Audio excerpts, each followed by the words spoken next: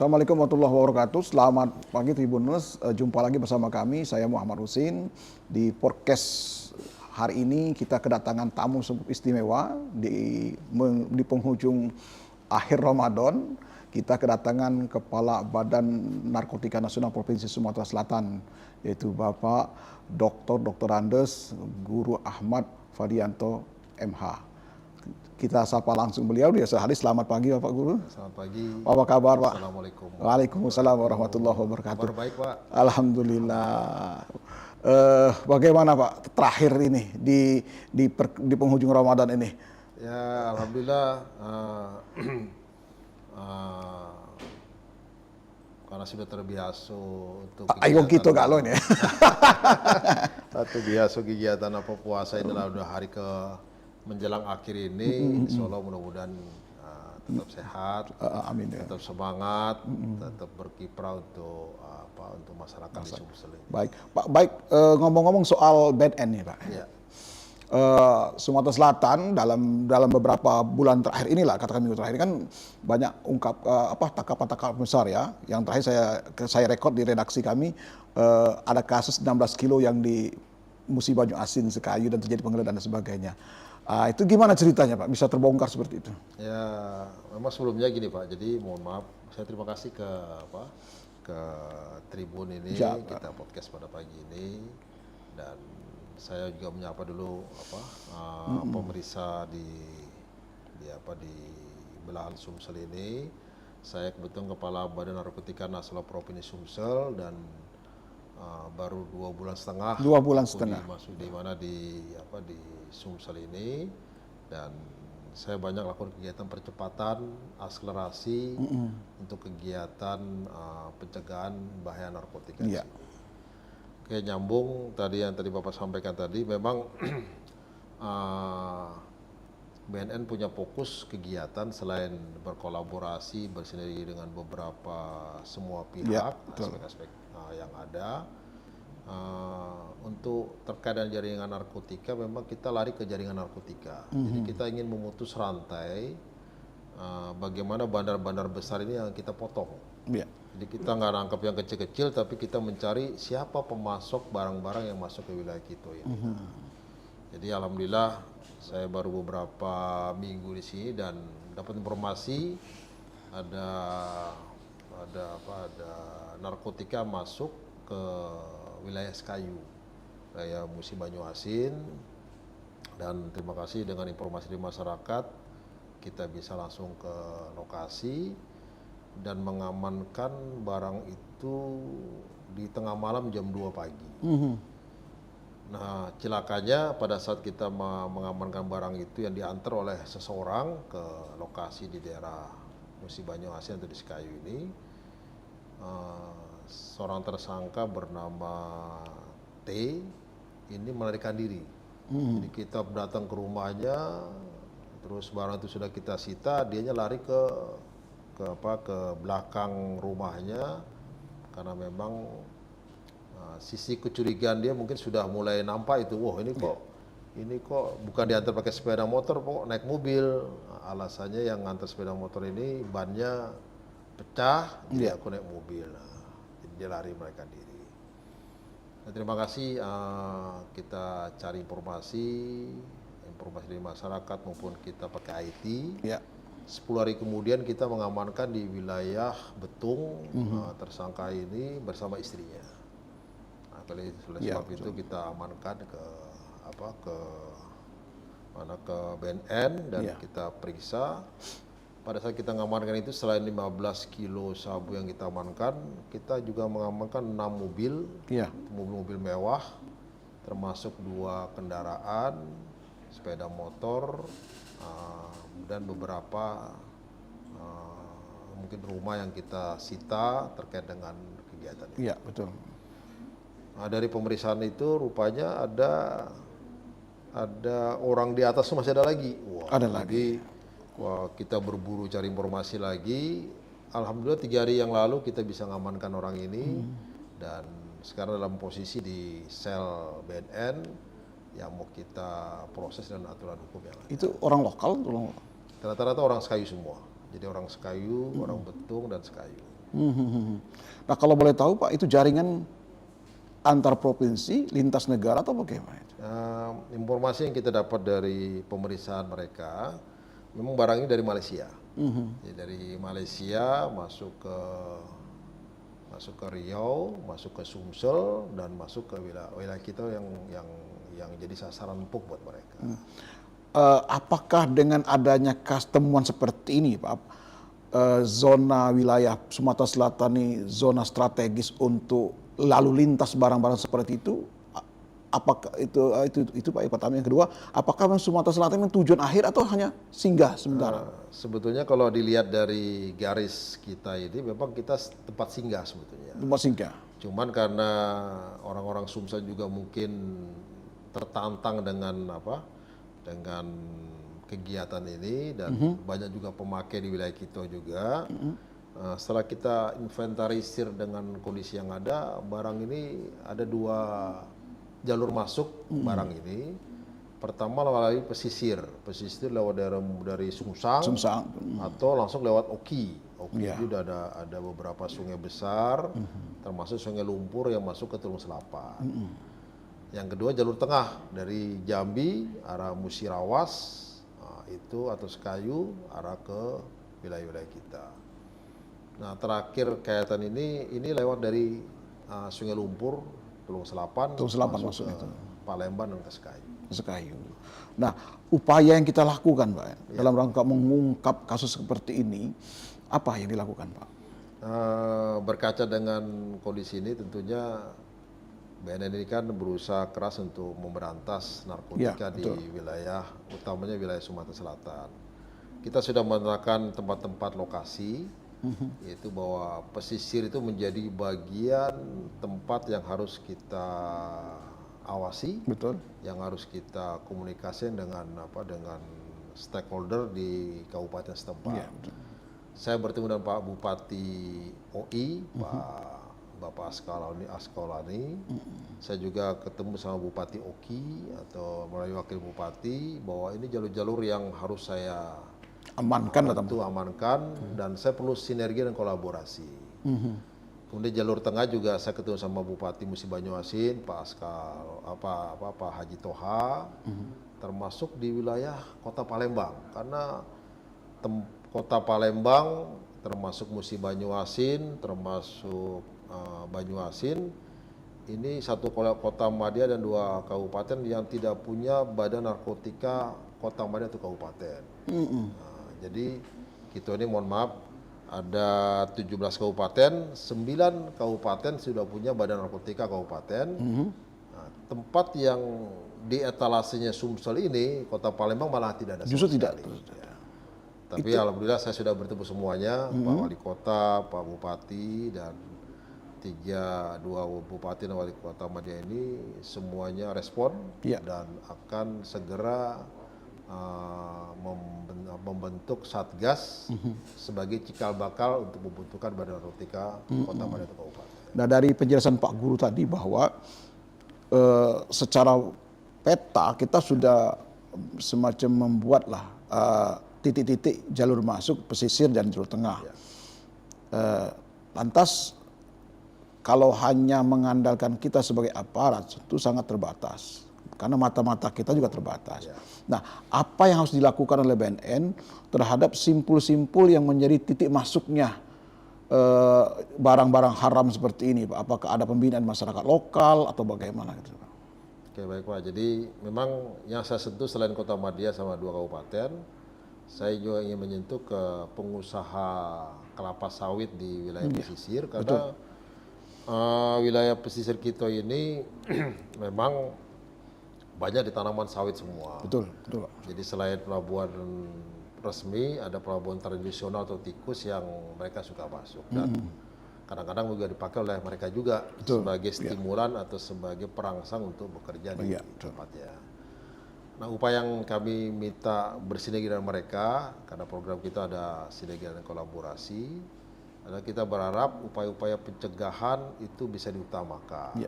Karena kita lihat ini di beberapa tempat ini tidak ada ya sedikit sekali himbauan bahaya narkotika. Ya. Sedikit sekali terkait dengan kegiatan bagaimana membuat kebun itu menjadi kebun bersinar, bersih tanpa narkoba. Iya.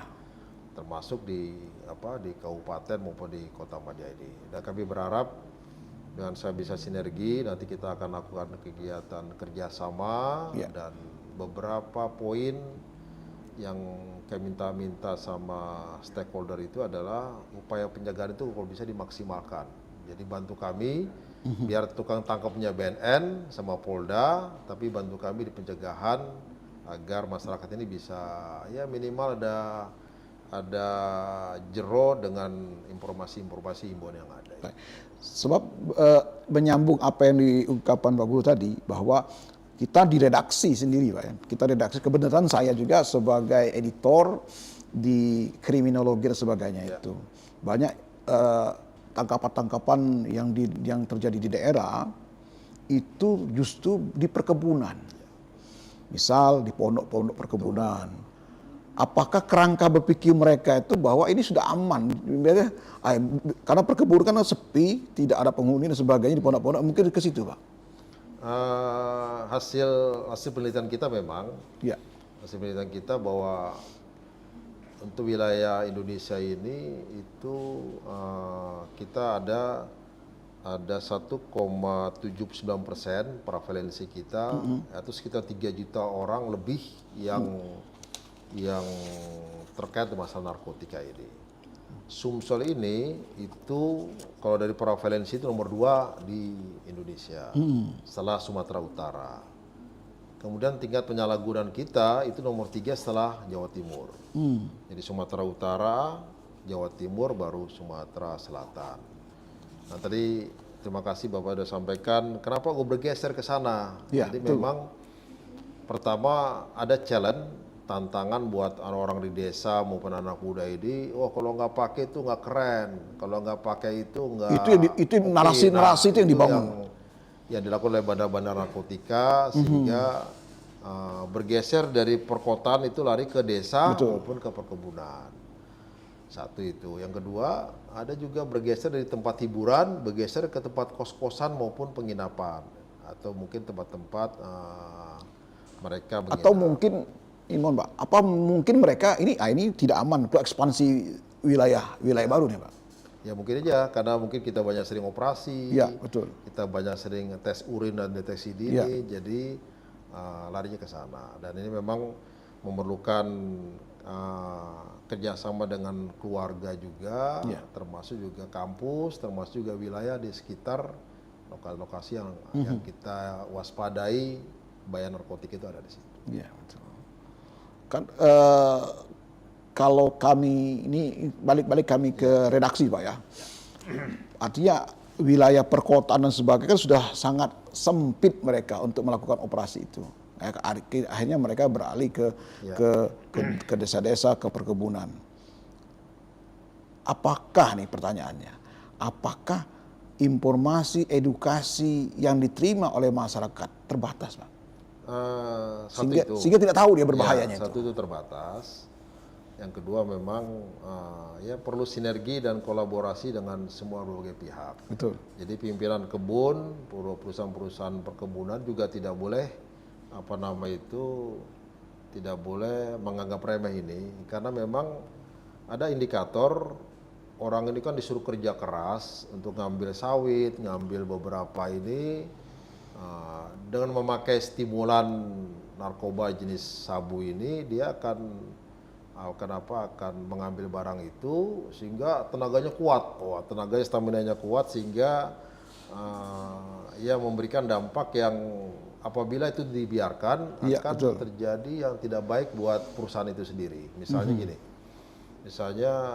dia akan dapat sawit itu, tapi dijual sawit itu, nak beli narkotika lagi buat menjaga stamina itu. Lama-lama mohon maaf, ya yang didapat pasti habis lagi itu barang itu. Betul. Uang itu juga habis lagi. Betul. Nah, yang dikhawatirkan perusahaannya harusnya untung dengan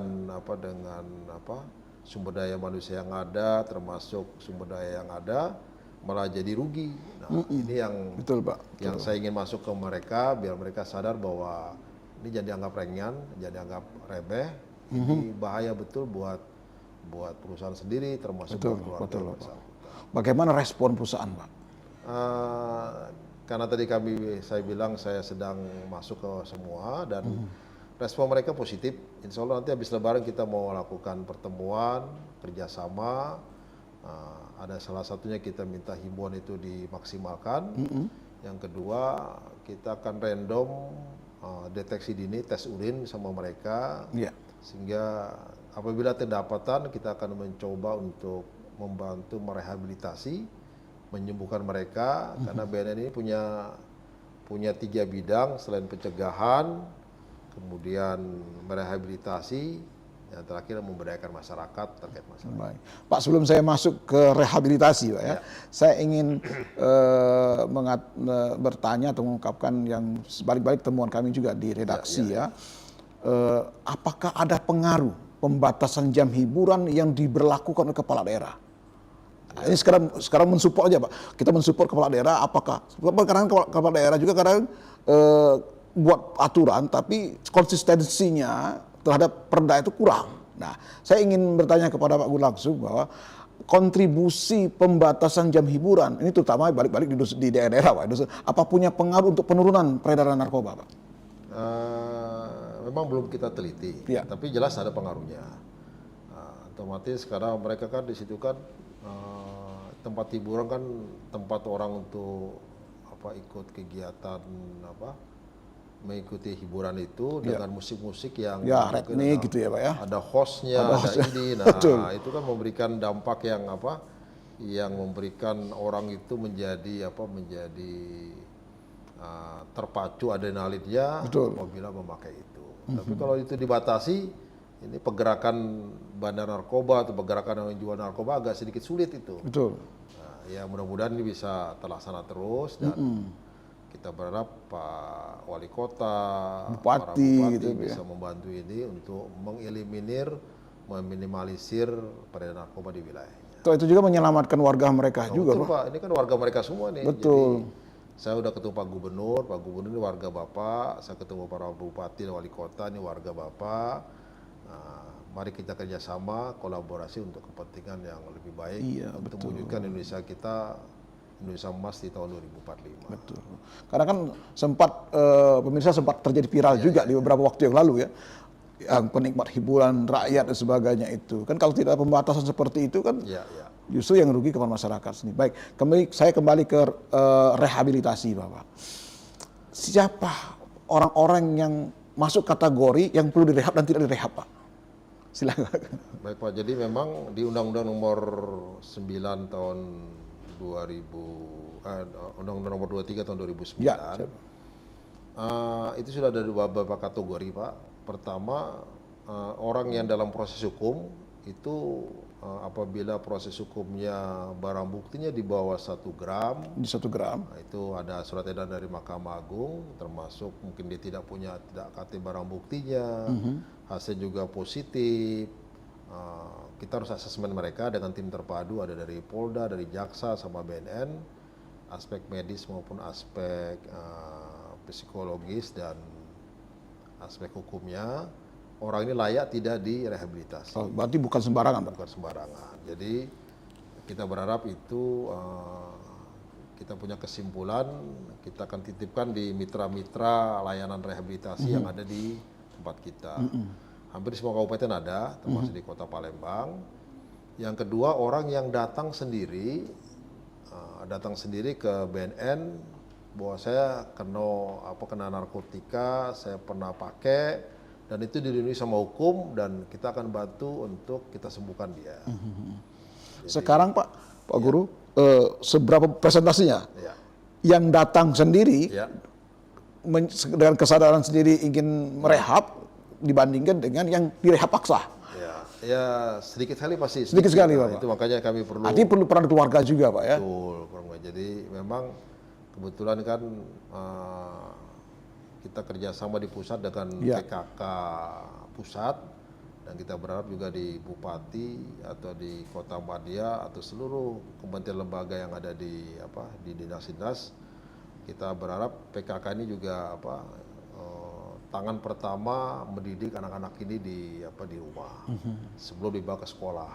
Jadi memang mau tidak mau saya harus kerjasama. Ketahanan di dalam keluarga itu menjadi bagian yang sangat penting untuk proses mereka ke depan. Ada upaya pendekatan dengan kepala desa, Pak? Ini karena ujung tombak kepala desa nih, Pak, menguasai wilayah. Ada kita punya beberapa kabupaten di sini. Seiring dengan berkembangnya narkotika ini, ada dana desa yang digunakan untuk kepentingan P4GN. Jadi bisa kita lakukan penyuluhan, bisa kita lakukan kegiatan di desa, dan beberapa bupati sudah menyanggupi untuk minta diintervensi, dan insya Allah mungkin kita akan segera lakukan setelah Lebaran nanti. Beberapa lokasi kita prioritaskan untuk kita sentuh oleh tenaga penyuluh kita untuk kita cegah dari desa juga. Betul. Kalau kita bandingkan kasus nih Pak, mungkin Pak Guru paham lah dan sangat mengerti. Kalau di kita itu di Sriwijaya Pos dan Tribun Sumsel itu dari halaman kasus itu Pak, itu 60-70% itu berita narkoba dipindahkan dengan tindak pidana umum. Nah, menurut Pak Guru, apakah tren ini bisa turun, Pak? Ya kalau kita kerjasama sama semua stakeholder, insya Allah pasti ada meminimalisir ini. Jadi ini kan pintarnya Badan Narkoba, dia berusaha keras mempengaruhi masyarakat agar dia mungkin seperti bulan-bulan puasa ini dia bantu beras, bantu. Oh, ada seperti itu, Pak? Ada bantu-bantu ini sehingga orang-orang yang di desa itu ada yang terbantu dengan mereka ini. Jadi kalau pada saat kita mau tangkap dia, wah orang ini di depan akhirnya. Di depan, gimana caranya harus dihalangi biar tidak ketangkap. Karena orang ini merasa dibantu oleh mereka. Dan itu pun ada, Pak? Ada, Pak. Ya, makanya kita berharap kita harus, makanya ini Bandar Narkoba yang saya tangkap sekarang ini, saya mau miskinkan dia. Pokoknya saya proses dengan aturan hukum, TPPU-nya barang-barang yang kita sita, kita mau proses hukum juga, dan kita miskinkan dia biar dia nggak punya apa-apa lagi. Karena dia terus terang aja bukannya menyelamatkan masyarakat, tapi menjerumuskan masyarakat dengan hal-hal yang tidak pas. Apalagi yang kita amankan ini kan selebgram. Selebgram itu banyak sekali ininya. Oh iya betul, Pak. Banyak sekali pengikutnya, ya banyak orang kepo akhirnya. Banyak kepo, orang lihat dia di Instagram, ini siapa yang ditangkap, dan akhirnya mereka tahu bahwa orang ini dicari oleh kita. Nah, kalau lihat tren ini kan bukan orang awam, Pak ya. Katakan orang menengah atas lah.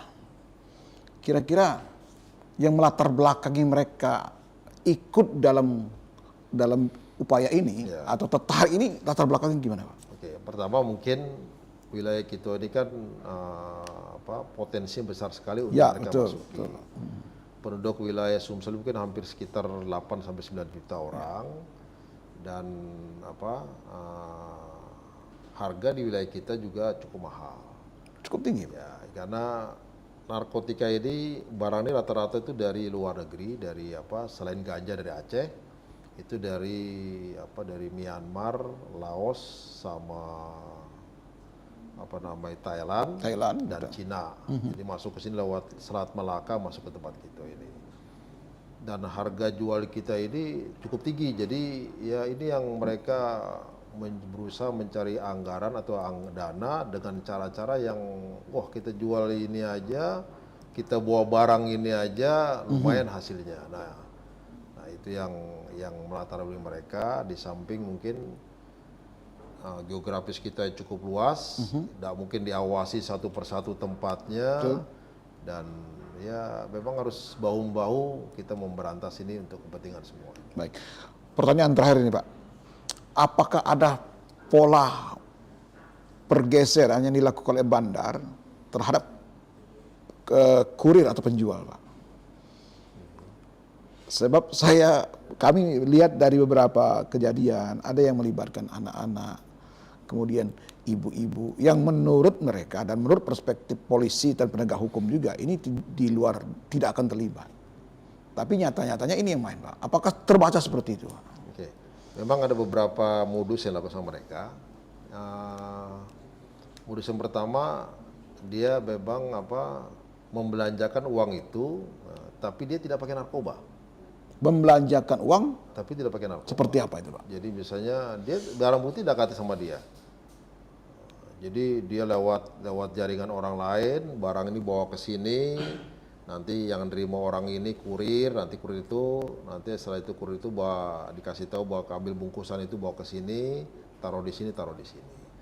Jadi di dia nggak ada sama sekali barang bukti, dia lewat jaringan informasi itu, lewat kurir itu lakukan seperti itu. Itu yang pertama. Terus yang kedua, mereka melakukan dengan jaringan terputus. Terputus itu masing-masing orang ini tidak saling kenal. Sehingga kita tangkap ini dari siapa, aku dititipin uang, ini. Jadi itu cara-cara mereka lakukan ini karena mereka sekarang sudah sadar, paham bahwa wah kalau aku kena ini selain tindak pidana asal saya kena, mungkin saya akan dimiskinkan sama BNN karena kita punya pola seperti itu, kita mau proses dan aturan hukum seperti itu. Jadi selain itu juga mereka menggunakan yang tadi Bapak bilang ibu-ibu, ini jadi kembali lagi itu terputus semua, jaringan terputus semua, sehingga memang kita perlu informasi dari bawah sampai ke atas. Tapi yakinkan bahwa semua pasti terlacak sama kita. Kita tinggal waktunya aja. Kadang-kadang kita harus cari kemana arahnya, kemana ininya. Ini yang kita tangkap aja nih.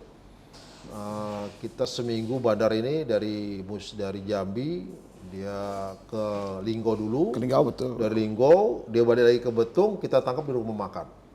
Jadi itu bagian-bagian yang kita lakukan.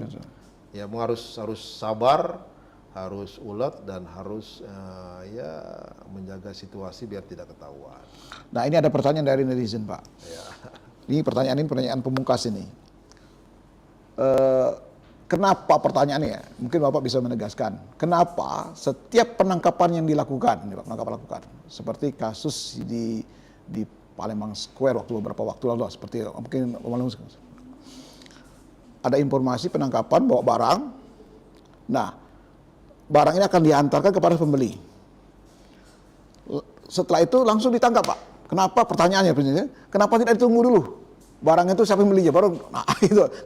Jadi seolah terputus itu, Pak. Ada gimana komennya? Ya, memang itu saya belum mengikuti itu. Ya. Tapi jelas tingkat penegakan hukum oleh aparat juga berbeda-beda. Jadi tingkat pemahaman juga beda. Jadi memang seharusnya kita tunggu dulu, terus kita bisa ngambil semuanya. Betul. Sehingga kita dapat semuanya. Ya harus sabar.